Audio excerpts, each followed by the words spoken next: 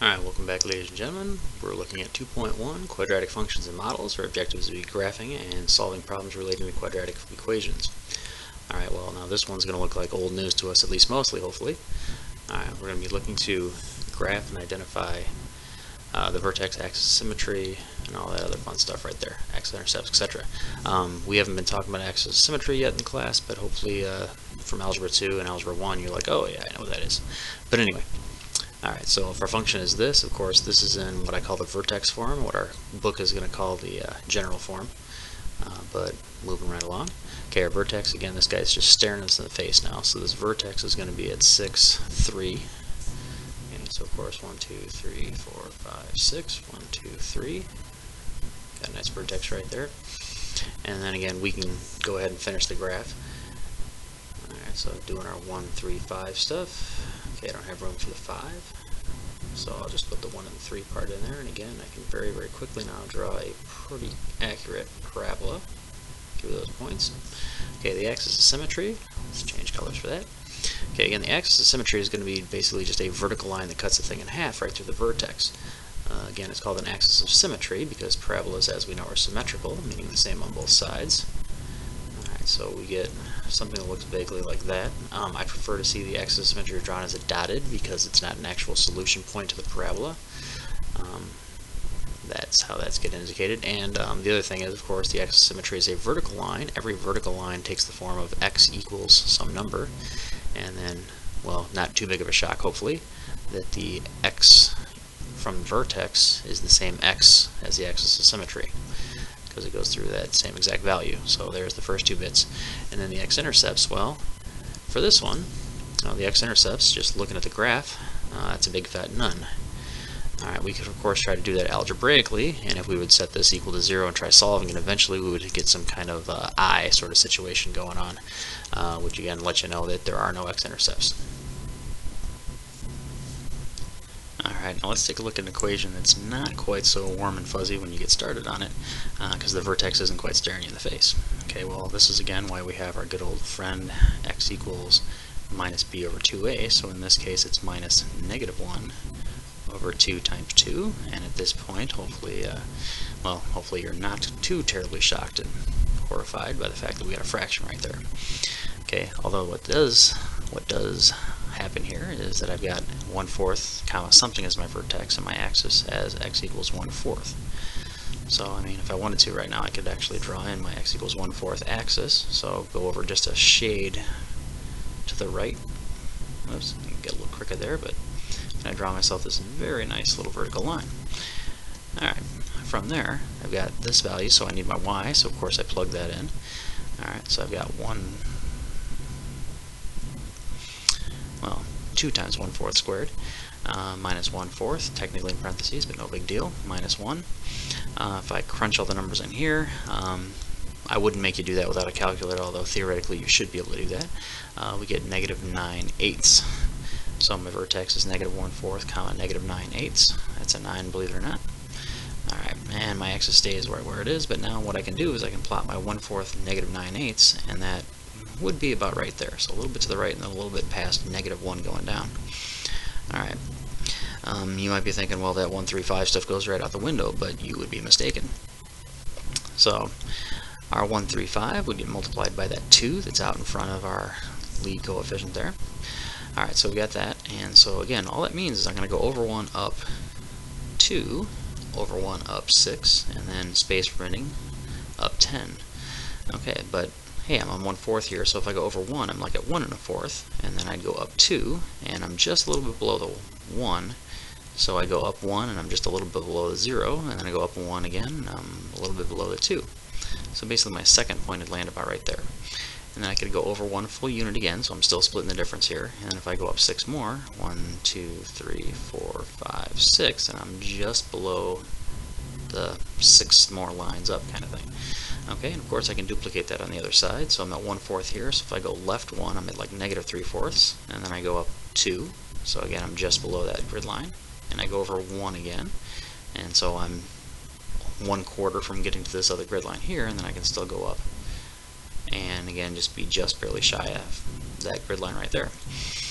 Okay, so then from there I could draw this, but because I'm looking for the x-intercepts, I'm going to wait to draw my parabola until I find those.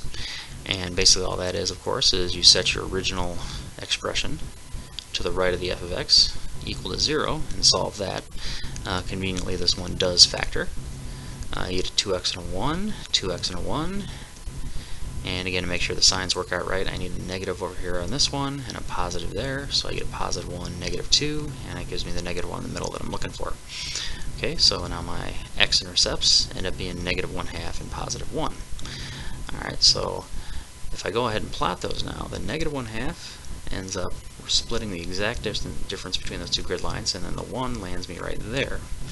And you can notice that that fits pretty darn well into the parabolic shape I had going right now, so I should feel pretty good about life in general and be able to draw myself my not very nicely oriented, as far as grid line wise, parabola. But there it goes, and it still works whether or not your vertex is sitting on the crossing of two grid lines. Alright, here's a really lengthy set of directions. This is basically what the book's going to ask you to do. Graph it with a calculator, identify all those things, and then check algebraically writing the equation in standard form or vertex form. Okay, well, I'm going to trust you to graph with a calculator and then use the various calculator functions to identify the vertex. And then once you have that, of course, it's just x equals the x-coordinate of the vertex for your axis, and the x-intercept you can just do again by using the zeros function. So I'm not going to waste your time with that. I'm going to check algebraically by writing the equation in standard form or vertex form. Again, some of you are pretty proficient at this, some of you aren't, so let's go with this. Alright, again, I'm going to complete the square on this, and some of you use some different techniques for this. I'm going to use kind of my technique, and if you want to use a slight adaptation of that, I'm not opposed to it at all, but here we go. Okay, if I want to get this thing in vertex form, I need to kind of complete the square on this thing to get a quantity square sort of thing going, and so let's do that. Okay, first thing first is if you have a coefficient of any sort, you do need to factor that out. So I'm going to factor a negative 4 out, and that's going to give me x squared. Now careful, if I factor a negative 4 out of positive 24, it's going to give me a negative 6. Okay, and then I got the x on there as well. Okay, I'm not going to touch the 32, even though it very nicely divides by 4, but I don't care about that number actually. So what I'm going to do is kind of leave myself a little bit of a blank space right here. I'll even put a plus sign in, because I know what's about to happen. Just kind of a separator for this third term that's going to go in the parentheses. And basically I'm just going to slide that negative 32 to the end. Okay, as some people like to do is put a little blank here, and then I like to put another blank over here, then to kind of remind myself that, hey, I'm going to put a number here, but I need to do something here to keep things balanced. So here we go. The whole completing the square thing is, of course, I've got half of 6, which is 3, and negative 3 as well, and then so basically what that means is I'm going to add a 9 into the parenthesis. Now keep in mind, by adding a 9 into the parenthesis, what I've really added into my equation is a negative 36. So in order to keep this thing balanced, I'm going to have to, well, careful, I subtracted 36, so now I have to add 36 to the same side to keep it balanced. Again, some of you may use a trick where you make this a 0 and then put the 36 on the other side, and if you're going to do that, you do need to put a minus 36 over here, where the f of x is right now, again to keep things balanced. Since I'm doing it to the same side, I have to cancel out what I did inside. If you're doing it to the other side, you have to match what you did. Hopefully that makes a little bit of sense. If that confused you, ask me in class. We'll figure it out from there. Okay, anyway, the whole point of doing this is now we can bring down the negative 4. Okay, this whole thing factors, of course, into x minus 3 squared, and in case you were wondering, that's exactly where I wrote that negative 3 down there to begin with, because it kind of pre-factored things for me. And then I've got this mess over here, where I just sort that out to become a positive 4, and yeah, just kind of put the f of x down in front of it again, and then there's my nicely vertex-formed equation. And then, of course, you can get your vertex and all that other information off of that.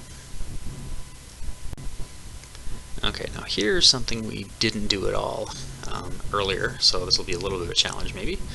Okay, so I want the standard form, which again is going to be that vertex form. So my final answer is going to be y equals, or f of x, ax minus h squared plus k. Or you can think of that as plus h, whatever, it doesn't really matter to me as long as you get the right sign in there.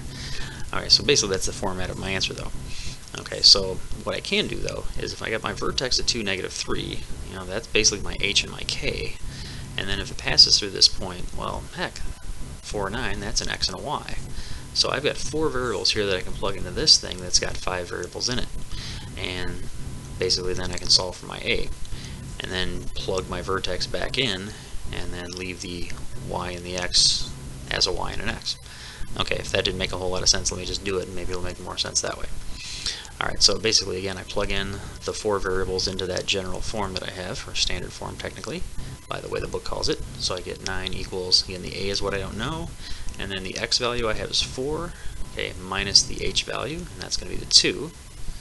Okay, and keep in mind it's a positive 2, so as it goes in here I want to make sure he's a liar, so that's why it's a minus 2 inside, and technically why I put a minus there by that h. Okay, don't forget the square, that's something people tend to forget a lot.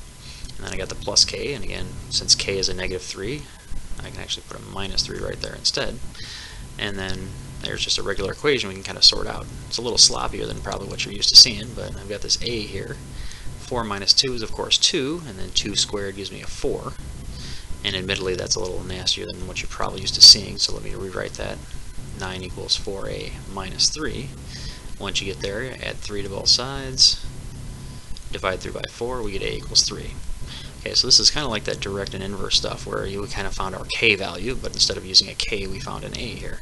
So now we're going to take that, throw it back into our general form, again standard form. Alright, so normally we have a y, or again I could use an f of x if I felt like it, and then the a we just found is 3, and then I've got x minus the vertex, so minus 2, again make sure he's appropriately lying. Put the square on there, and then again the plus k, in this case is a minus 3, and there is now the equation to that parabola that meets those conditions. There's kind of a graphical approach you could do. I'll let you figure that one out, but I think it's a little slick and skips some of the algebra here. If you can kind of use that 1, 3, 5 stuff that we've talked about, and you can kind of piece things together and figure out your a value without going through this, if you're good at visualizing or at least sketching things out and doing it that way. But again, I'll leave that to you. If you can figure it out, great. If you have questions about it, please ask. Alright, now everybody's favorite time, word problem time. Alright, I'm stealing this out of the book. Okay, this is going to be page 13676, obviously.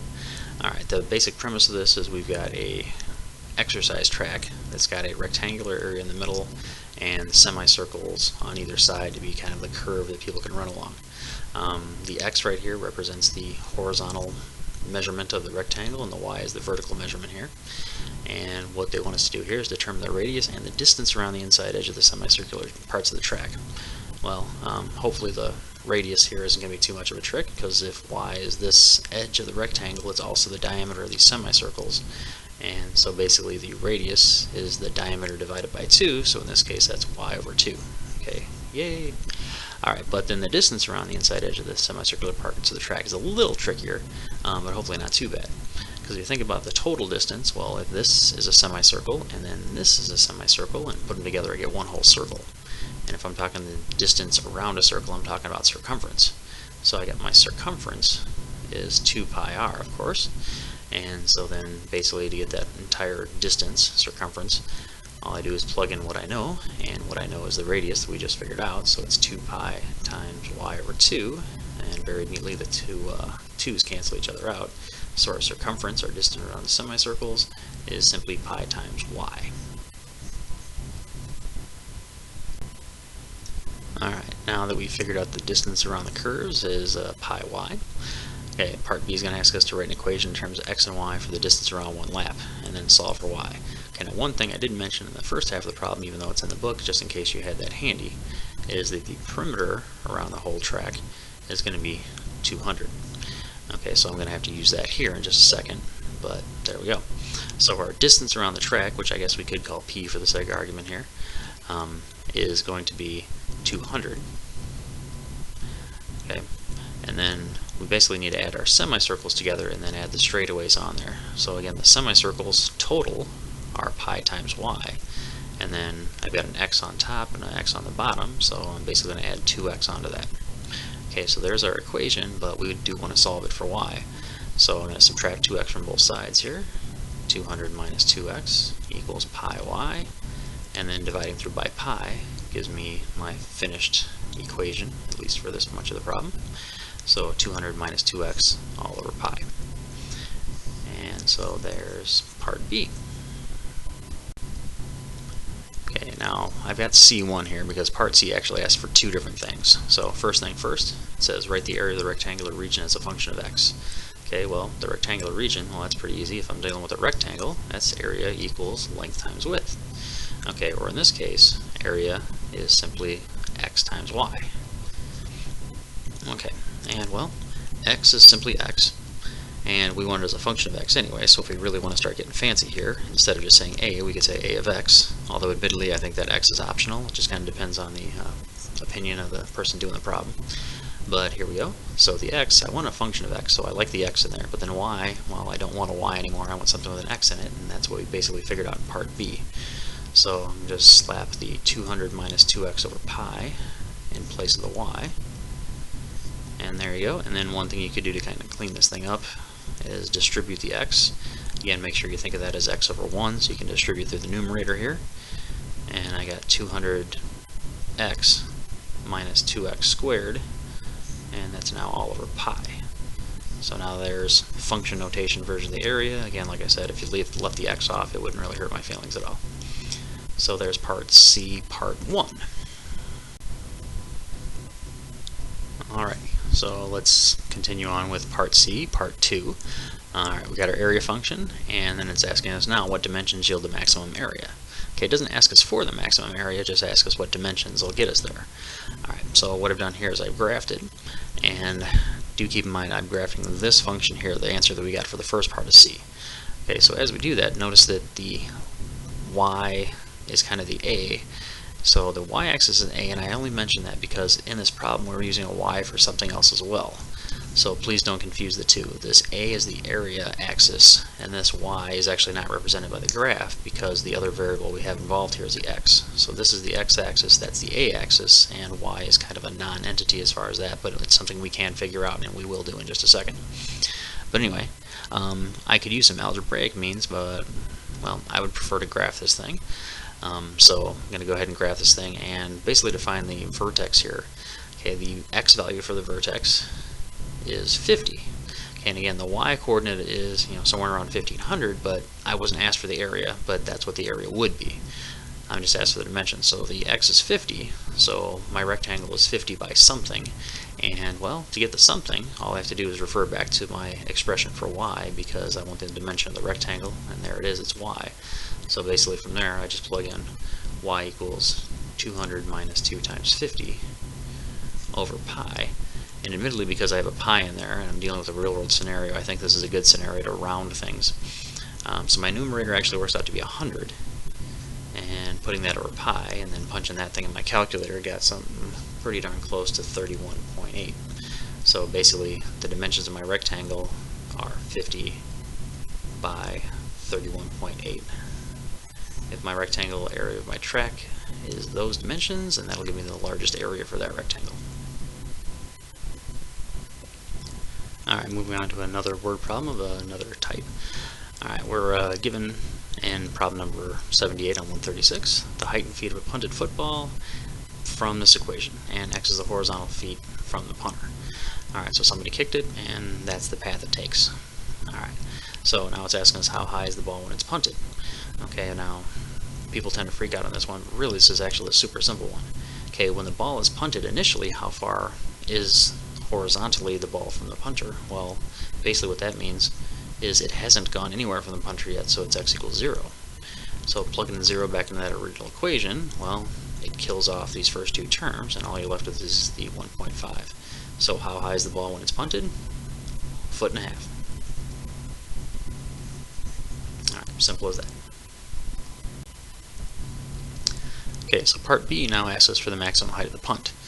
Okay, well, since I've got that really messy equation and a graphing calculator, I decided to not graph that thing by hand and type it in my calculator. Alright, I played around with the x-min and x-max a little bit until I got this very nice looking graph. Alright, I'll leave that to you to figure that out.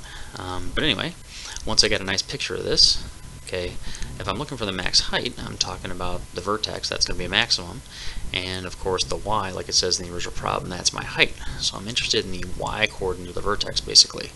And the vertex works out to be 113.9 comma a very messy decimal, and that very messy decimal for the y coordinate was 104.015 and a whole bunch of other stuff. So basically the maximum height of the punt is 104 feet, with a reasonable degree of rounding. You could say 104.0 if you wanted to, but there you go. 104 feet is how high our punt went. Alright, now part C is going to ask us to figure out how far the punt went horizontally.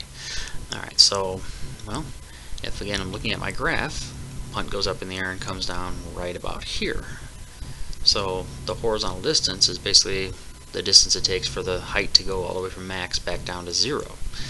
Alright, so that's basically hitting the ground. So really what I'm looking for is here, graphically this is an x-intercept or whatever, so that's what I'm looking for. And again, I can just use my regular, features of my calculator and eventually figure out that that's the x value there is about 228.64. Okay, again, I'll probably have some direction about rounding the nearest tenth. That's what I normally do. So I've got 228.6 feet as the distance for a punt. And if you know anything about footballs and stuff, that is a pretty far kick.